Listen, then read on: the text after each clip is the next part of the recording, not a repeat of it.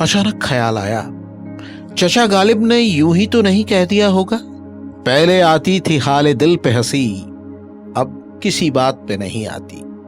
वैसे देखिए तो हंसी को किसी के बुलावे का इंतजार तो होता नहीं। खुशी जब कभी दिल के करीब दस्तक देती है, हंसी बिना बुलाए चली आती है। पूरी दुनिया उसकी कद्र भी जानती है। कहने को तो हर कोई कहता है मुस्कुराते रहो, हंसते रहो, लेकिन हंसी नसीब कितनों को होती है। ये हंसी इतनी दुर्लभ न होती तो बाजार में हंसने हंसाने की दुकानें भी न सस्ती।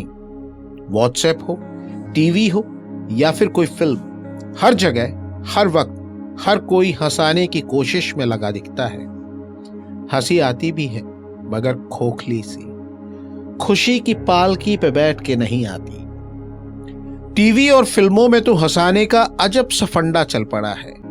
या तो किसी की बेवकूफी पर हंसाने की कोशिश होती है या फिर किसी की बेइज्जती करके। ये बेइज्जती वाला फंडा शायद पाकिस्तानी नाटकों से आया है।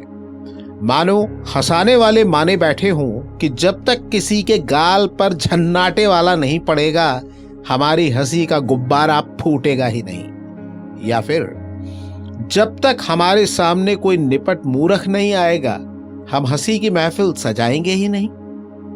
हंसी के वो हल्के फुल्के लम्हे तो गायब से हो गए हैं जो कई बार इत्तेफाक से आते थे और गुदगुदा के चले जाते थे। कई बार ठहर भी जाते थे और हंसते हंसते ऐसा लगता था कि कहीं जान ही ना निकल जाए। मसलन आपने पेट दर्द का बहाना करके स्कूल से छुट्टी ली हो और फिर छत पर पतंग उड़ाने चढ़ गए हो, और तभी आपका छोटा भाई आकर खबर दे, भैया मैथ वाले सर आ रहे हैं तुझे देखने, और आप पतंग, चरखी, चप्पल सब छोड़ के भागे हो, छत की सीढ़ियां फलांगते हुए अपने कमरे की तरफ। तभी सर घर की घंटी बजाते हैं और घर के सारे लोगों की हंसी छूट रही हो और आप समझ नहीं पा रहे हो कि मुंह दबाए कि पेट। लोगों को हंसाने के लिए अब लाफिंग क्लब चल रहे हैं, लेकिन मेरी दिलचस्पी उस खोखली हंसी में नहीं है। मैं तो चाहता हूं कि आप हंसें तो ऐसे जैसे कुदरत के आशीर्वाद से फूल हंसते हैं, खुलकर, खिलखिलाते हुए। मैं प्रयोग शुरू कर रहा हूं, आप भी इसे आजमा सकते हैं। बेवकूफी पर हंसना ही है तो अपनी बेवकूफियों को चुनें। बेइज्जती पर हंसना ही है तो तभी हंसें जब आपको कोई धो दे। और चलते चलते एक हंसगुल्ला शायद आपको भी पसंद आए। मैं तो इसे सुनते ही हंस पड़ा था। रिजल्ट का दिन था, दो दोस्तों को एक साथ स्कूल जाना था। एक को लगा कि वो पास नहीं होगा तो बीमारी का बहाना कर घर पर ही रुक गया।